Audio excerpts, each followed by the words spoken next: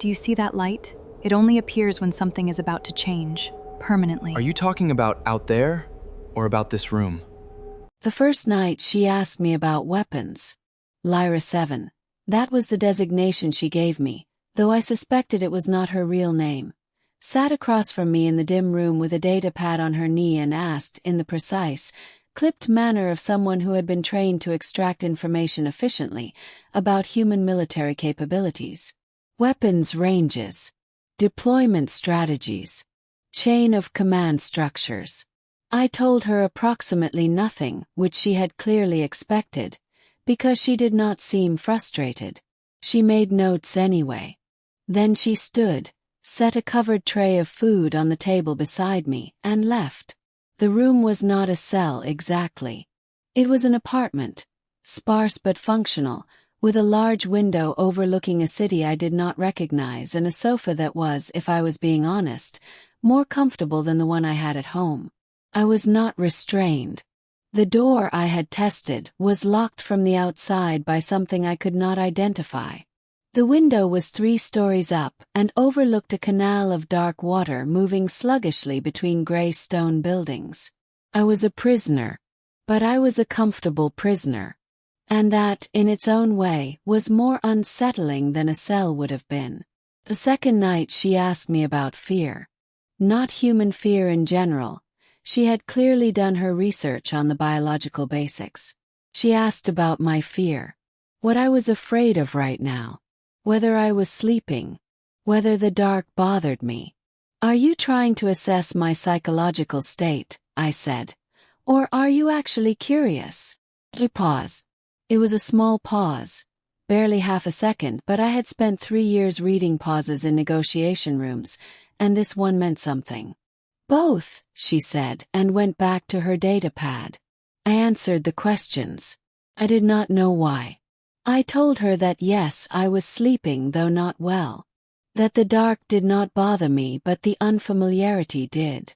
That the thing I was most afraid of currently was not what she was going to do with me but whether anyone on my side even knew where I was. She looked up from her pad at that last one. They don't, she said. Not unkindly. Just factually. You were extracted cleanly. No trace. That's not comforting, I said. I know, she said. And then quietly, so quietly I almost missed it. I'm sorry. She left before I could respond to that. The third night she did not bring the data pad. She came in later than usual, past midnight by the quality of the light through the window, and instead of sitting in the chair across from me, she sat on the other end of the sofa. She had changed out of the structured uniform she wore for the sessions into something dark and loose. Her hair, which she always kept pinned and professional, was up in a messy knot with strands falling around her face. She looked, for the first time since I had been here, like a person rather than an operative. She had 2 drinks. She set one near me without comment. I did not drink it. Not immediately. I watched her instead. No questions tonight, said. I have questions, she said.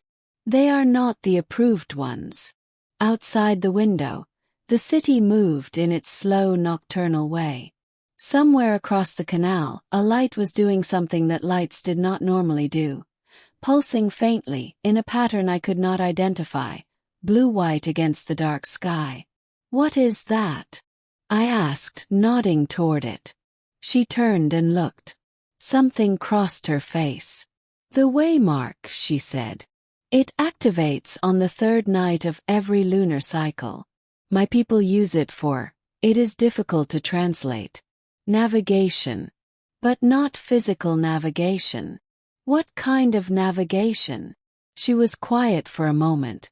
Decisions, she said finally. When you stand at a point where the path divides and you do not know which way to go, you look at the Waymark. Does not tell you what to choose. It only reminds you that you are the one who has to choose. I looked at the light. Then I looked at her. That sounds like something a human would build, I said. For the first time she almost smiled. Perhaps that is why I was assigned to you, she said. My superiors thought our methodologies might be compatible. Your superiors assigned you to interrogate me. Yes. And here you are at midnight without a data pad. She turned and looked at me directly. Her blue eyes in the dim room were the same color as the waymark across the canal. The approved questions, she said, are not answering the things I actually need to know. What do you actually need to know? She pointed at the window, at the light, at the city, at the gap between where we both came from and whatever this room was in the middle of it. I need to know, she said, whether what I think is happening in this room is real, or whether I am simply losing my professional objectivity. I was quiet for a long time. Outside, the waymark pulsed, patient and hurried. What do you think is happening in this room? I asked. She looked at the light for a moment, then back at me. I think, she said carefully, that I was supposed to be gathering information about you, and instead I have been telling you things. About my city. About my people. About the waymark. About things I do not tell anyone. I paused. And I think you have been answering my real questions even when I was asking the approved ones, because you understood the difference before I did. I picked up the drink she had set beside me. I looked at it. Red, glowing faintly warm. For what it's worth, I said. I stopped thinking of this as an interrogation on the second night. When I said I was sorry, she said. When you said you were sorry, I confirmed.